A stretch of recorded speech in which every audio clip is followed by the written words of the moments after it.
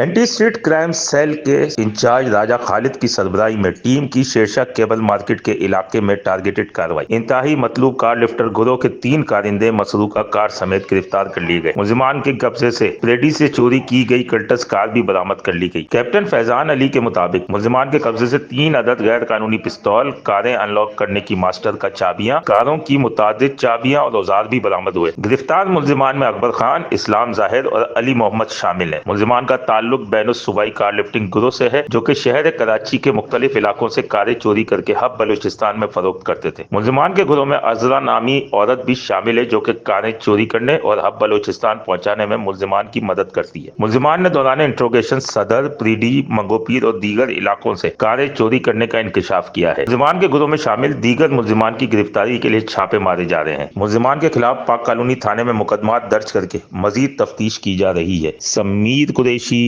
C110 news, Karachi. C110 news, خبر کی اصل خبر۔